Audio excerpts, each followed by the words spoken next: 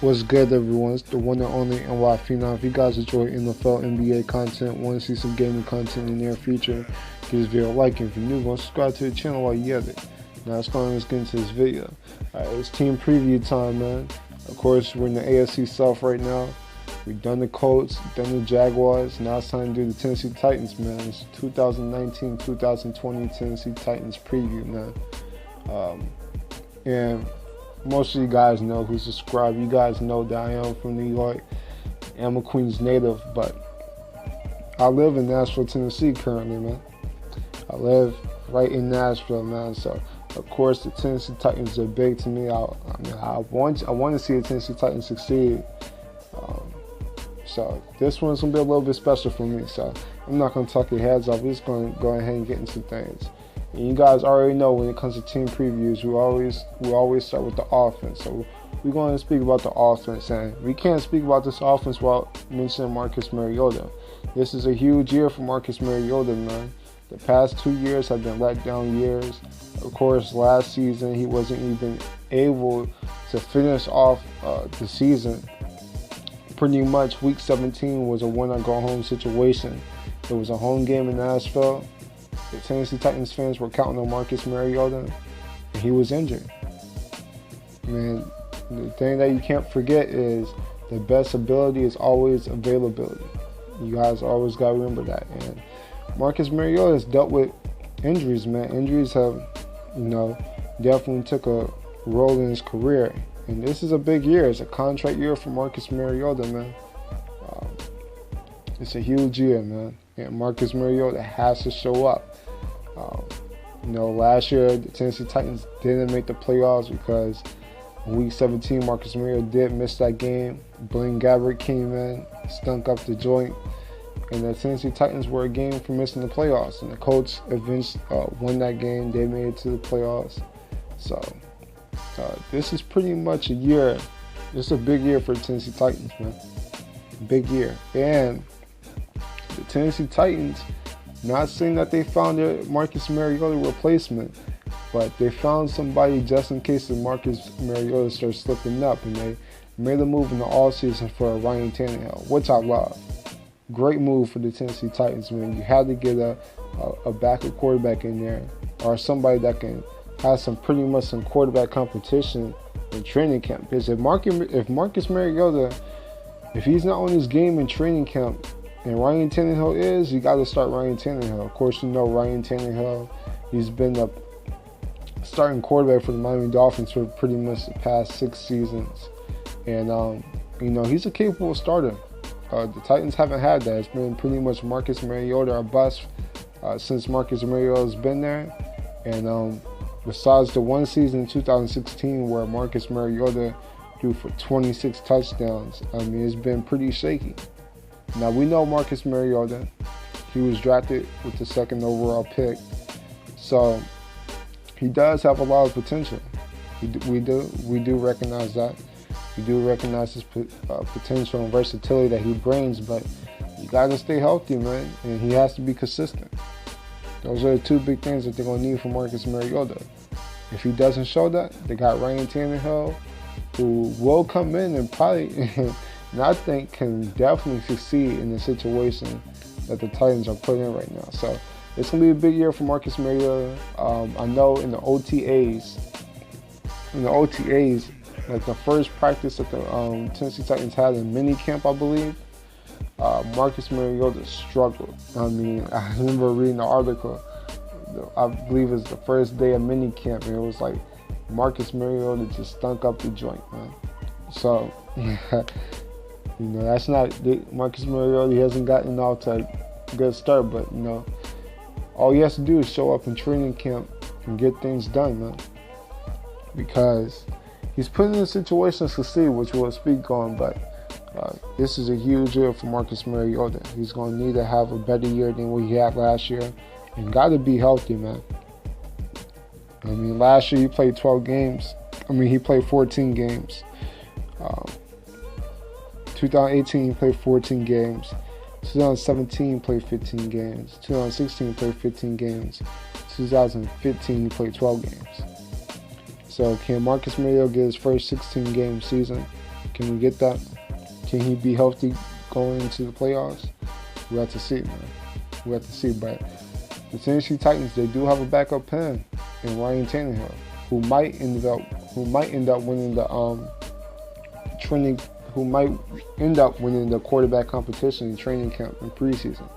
It's gonna be a big training camp in preseason for both of them, because I think Ryan Tannehill, at least what he is, he's capable of winning. He's capable of winning. Last year, the Miami Dolphins, they went 9-7, so he can win. This man, I believe the Miami Dolphins, they made it to the playoffs one year. Maybe I'm bugging, but I know Ryan Tannehill is capable of being a really good quarterback. So Marcus Mariota is going to have to show. So pretty much, the Titans, they're not going to be in the same situation that they were in last year. They're not putting all their eggs in one basket when it comes to Marcus Mariota. And Marcus Mariota has a letdown season, doesn't show up in training camp or preseason, or is not healthy going into next year. They got Ryan Tannehill. So great pickup by the Tennessee Titans, and it's going to be interesting who wins the quarterback competition. I'm expecting Marcus Mariota to squeeze away. I expect Mariota to slightly win the competition, but who knows what happens during the season, man? Who knows? But let's speak on the rest of the team, man. When it comes to running the ball, this is probably the best part of this team, man. Their running game is the best part of this team, and this is what I say about the quarterback. Whoever wins it, even if it's Marcus Mariota, even if it's Ryan Tannehill, they're not expected to go out and throw 40, 50 touchdowns and have a 5,000-yard season. That's not what they have to do. Whoever the quarterback has to do is just manage the game and just get first downs on third down. Be able to throw a 5-yard, 6-yard, 7-yard slant on third down to move the chains. That's all they have to do, is just be a game manager, man. This team, the Titans, I'm expecting them to be one of the top teams in rushing the ball, man. You got Derrick Henry, who I believe is going to have a huge year. I'm expecting Derrick Henry to be a Pro Bowler. I'm expecting him to have a 1,000-yard, 10 to 15 touchdown year. For you fantasy guys, pick up Derrick Henry, man. Derrick Henry's going to have a huge year. Really good power back and run in between the tackles. He's just a beast, man. I know you guys remember that run that he had against Jacksonville. I'm a big Marshawn Lynch fan, for you guys who don't know. Marshawn Lynch is pretty much the reason why I became a Seahawks fan. One of the reasons why I became a Seahawks fan. But Marshawn Lynch is one of my favorite players. I see a lot of similarities in Derrick Henry when it comes to Marshawn Lynch. This dude reminds me of beast mode. Now, I'm not going to give him the nickname yet, but if he has a season that I think that he will have, I'll give him the nickname beast mode, because I'm expecting a huge year from Derrick Henry. And not only do I have the power back, not only does the Tennessee Titans have a power back in Derrick Henry, they have a third down back, a catching back out the backfield in Dion Lewis. This is one of the best running back duos in the NFL, man. One of the best running back duos in the NFL, man. Dion Lewis, he can catch out the backfield, good on third downs. You can toss it. He can make a few plays. He's your perfect third down back, man. I'm expecting them. Last year it started off kind of shaky, but pretty much midway through the season, I think they found the perfect consistency in Derrick Henry and Dion Lewis. But with this being their second season together, I'm expecting the combination of both of them to be deadly. Really deadly, man. But I could see a season where Derrick Henry has 1,500 yards, 10 to 15 touchdowns, rushing the ball, and Dion Lewis has about 5 passing, catching touchdowns, runs for a good 400 or 500 yards while catching having around 400 and 500 receiving yards, man. I could really see that from them, man. It's a perfect duo, and I'm expecting this to be one of the best running teams in the NFL, man. In my opinion, there's only a few teams that I think that will have more rushing yards than Tennessee Titans, but the Tennessee Titans could be the best rushing team in the NFL, man. I wouldn't be surprised. So you got the running back duo. Love the running back duo. The running back duo is pretty much A to A plus, man. But now a big part of this team that a lot of people aren't talking about is Delanie Walker will be back fully healthy going to next season. A lot of people forget that Delanie Walker was injured last year. I believe Delanie Walker got injured in week 1 or something last year, missed the whole entire season. And that affected them, man. Delanie Walker, when fully healthy, is a top 5 to top 10 tight end in the NFL. Point blank period. I mean, he has no weaknesses, can block, can pass catch. He's a tough person, can block in the middle, catch short passes, make a few people miss. I mean, dude is strong. He's just everything you want for tight end, man. And I'm expecting him to come back and have a really huge season, man. I mean, it's going to be huge having Delanie Walker back. Just his presence back on the field, it's going to take a lot of pressure off of Derrick Henry and Dion Lewis, especially Derrick Henry. Now people can't stack up the box on on Derrick Henry because you got to account for Delanie Walker. So that's going to be huge. Get Delanie Walker back, man. Delanie Walker is going to change this offense for real. And then the Titans, they brought in a slot receiver, Adam Humphries. I really like that move. So you're going to make it easier for Marcus Mariota or Ryan Tannehill. Just make it easier for them to get easy completions, man.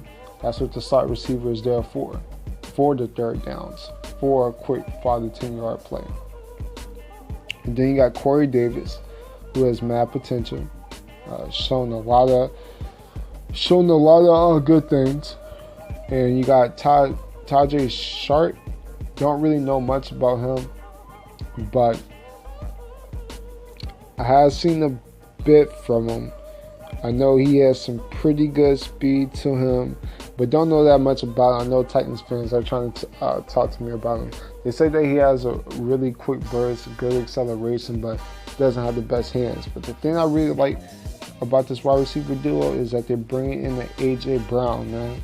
They brought in the A.J. Brown out the draft, who you can make a case is a top wide receiver in this draft. I mean, he was drafted in the 2nd round.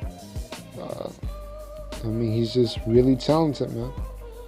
Really talented. I'm expecting A.J. Brown to be maybe the top outside receiver going to next year. I'm expecting him to climb into the starting rankings and be a top receiver, be one of Marcus Mariota's or Ryan Tannehill. I gotta mention that, man. I really don't know who's gonna be the starting quarterback, man. But whoever the starting quarterback is, A.J. Brown's gonna play a huge part of that. I think A.J. Brown will come out and have a really good rookie season, man. Maybe get close to 10 touchdowns. He'll pretty much, in my opinion, be second or third leading receiver. No, I can't say that because you got Delanie Walker, Dion Lewis, and I think Adam Humphries. I think those are 3 receivers are going to lead the team with receptions. I think A.J. Brown will come in 4th. Yeah, I think A.J. Brown will probably come in 4th because Delanie Walker, all-star, the superstar tight end, Dion Lewis, 3rd down running back, come in off the backfield, catch screen passes, take it the distance, and Adam Humphries is going to be huge being that slot receiver. So, yeah, that's going to definitely be huge. But I like to pick up an A.J. Brown because everybody knows about the Titans that they haven't had a stop outside receiver since like Kenny Britt. You know what I'm saying? So I think A.J. Brown is going to play a huge part of this year, but a huge part of the future. He has superstar potential. So I really like what I'm seeing from the receiver corps, man. It's definitely better than what it was going into last season. And yeah, man. Also, can't forget to speak about this offensive line. This offensive line definitely made some moves.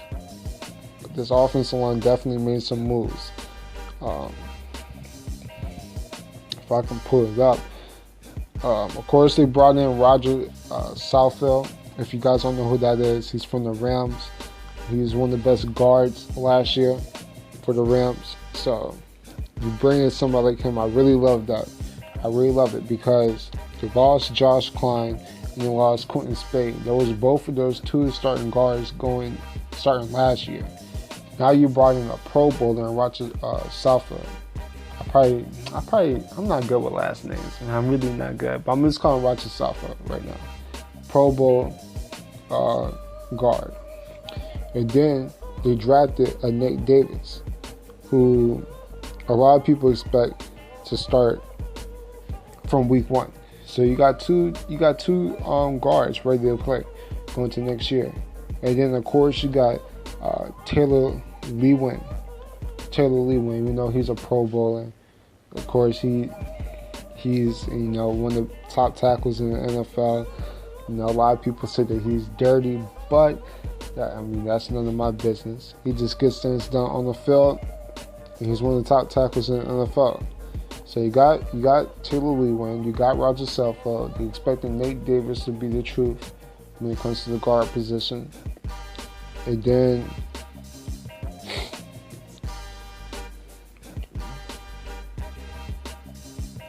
then you got Jack Conklin, who's been a pretty solid tackler since he's coming in the NFL. But he is coming back from injury, so it's going to be interesting how he comes back. But the offense as a whole, just wrapping up for the offense as a whole, this offense is going to be really good. It's going to be a run-first offense, which I like, because run-first offenses, they ain't about run-first offense. Everybody likes to talk crap. Everybody says, you know what? It's a pass-heavy league. You got to throw it 50 to 60 times a game. That's what a lot of people say. They say that you have to pass it, you got to spread it out, and you got to throw the ball. Well, if we're going to keep the buck last year, what do all the top Super Bowl teams have in common? They run the ball. Last year, the Patriots, who won the Super Bowl, what do? They ran the ball. I know they got Tom Brady to lean on, but Tom Brady, in the playoffs, he was pretty much in the game manager mode. Last year in the Super Bowl, they only scored 13 points. It wasn't like Tom Brady was just eating them apart, just throwing for 400, 500 yards a game. No, they were running the ball up the middle with Sonny Michel, controlling the clock. That's what you have to do if you're a playoff team. That's what you got to do. That's what's huge going into the playoffs when the weather starts to get cold and it's harder to throw the ball. It's good to have a really good running game, especially a power game. What did the Eagles have going into their Super Bowl year? They had a power back in LeGarrette Blount. The year before, when the Patriots won it, they had another power back in LeGarrette Blount. Power backs are huge, man. I know a lot of people don't like passing the ball, and people don't like power backs. But look, running the ball and having the power back is huge for a championship team. That's what the Titans have, and that's what you have to like. And they have, in my opinion, a pretty good, underrated offensive line. I like the move in Roger Southfield. I think he's going to be huge. You brought in a slot receiver like Adam Humphries, who I think is going to come in and be a great third down receiver. Going to make those little plays to keep the chains going. You drafted A.J. Brown. I like that move. And then after all of that, you bring in Delanie Walker. He's going to come in, make plays, take the pressure off of Derrick Henry so they just can't load the box on him. And you got Delanie Walker who's going to be making plays, good blocking. This offense, in my opinion, is really underrated. But the big question out of everything is who's going to be leading the offense. Is it going to be Mariota? Is it going to be Tannehill? I don't know.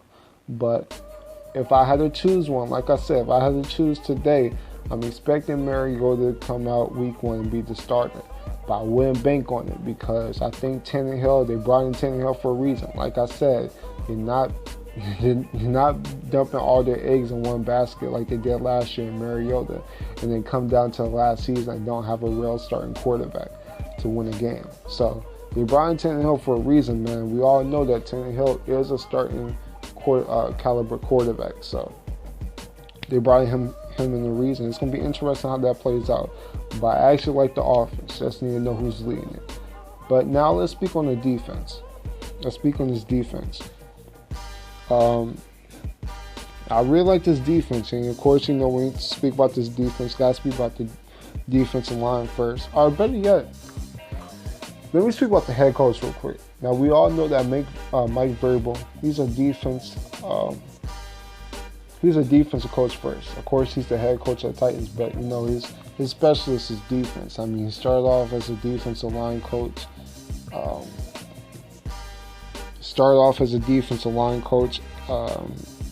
Ohio State. Was a linebacker coach with the Houston Texans, and was a defensive coordinator with the Houston Texans. So he's a linebacker. He's a defensive coach first. So I think with him being a defensive coach and him developing the talent on the defense, I think the defense is going to keep on getting better. Now, of course, they drafted J.T. Simmons, but we won't see, or not J.T. Simmons, Jeffrey Simmons. Of course, they drafted him, but we're not going to see him the first year because he's playing with a torn ACL. Before the injury, a lot of people expected him to be he was a projected top 10 pick. So, of course, that doesn't help them out this year, but going into the future, that's going to play a huge part. But just going to this year, man, of course, you know, the defensive line is led by Jurrell Casey. We all know a Pro Bowler, all pro level player. Jurrell Casey's the truth. Now, the other defensive linemen, Austin Johnson and Daquan Jones, is kind of a question mark. Daquan Jones has shown some promise, but haven't seen him that much too consistently. And Austin Johnson, I'm not going to front with you guys. I don't know who that is. I know Titans fans are going to tell me what's good about that, but personally, I don't know who that is. But a big part of this defensive line, which I'm not sure if he's going to be a defensive lineman or linebacker, but Cameron Wake. I really like that move, man. I really like the Cameron Wake move, man. I really do. Cameron Wake, we all know he was a beast in Miami. I mean, one of the best edge rushers in Miami, constantly on top of a quarterback. I mean, that's just what Cameron Wake does. He gets after the quarterback, he makes plays, man. And I know he's up there in age, I know he's getting up there, but man, you know, he's not going to have all that pressure on him. You got Jurrell Casey up the middle on the defensive line. So if Jurrell Casey is an edge rusher, whether that's on a D-line or a linebacker, is just going to make it easier for him. So I really do like the pickup for Cameron Wake. Now Titans are, it says that the Titans are a 3-4 defense, so most likely that means Cameron Wake is going to be a linebacker for this team, which might help him a bit because you got Wesley Woodyard, who is solid. Jayan Brown is somebody with potential to be pretty good. So his linebacking core is actually looking pretty solid. Now the depth of the linebacking core looks pretty shaky, but in Wesley Woodyard and Cameron Wake, that's a pretty good duo in the linebacking core. Now, in my opinion, if I was the Titans, I would run a 4-3 defense. If I was the Titans, they have a personnel, in my opinion, that fits more in the 4-3.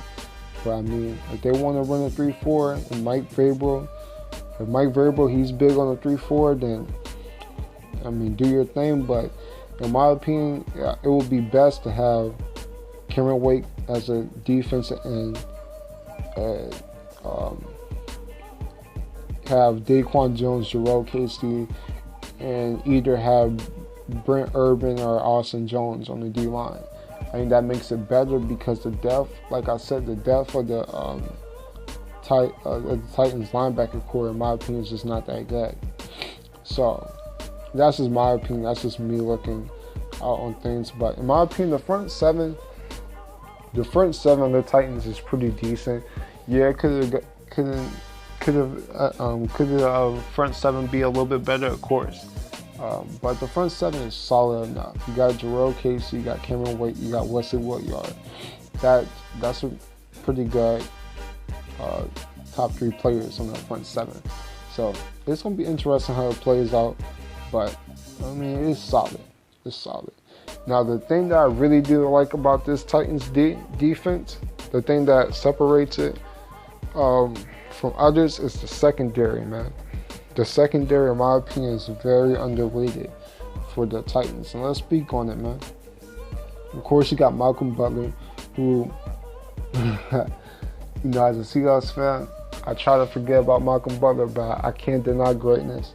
Malcolm Butler, in my opinion, is, I can't say top 10 cornerback, but I think he's a top 20, top 25 cornerback. He's a starting level cornerback, and he can make some plays, of course. And then you got Dory Jackson, who has mad speed on the other side of him. And then the safety position is also really good in Kevin Woodyard and Kenny Vaccaro. And you even got Logan Ryan. So they really do have a really good secondary, man. The Titans have a really good secondary, and a secondary that can make plays, man. And I'm expecting this secondary, if they can stay fully healthy, to make a lot of plays, man. So, in my opinion, this is a very underrated secondary. Probably the best part of this Titans defense. So, I mean, that's pretty much all we got to say, man. The secondary is looking really good. It's looking really good.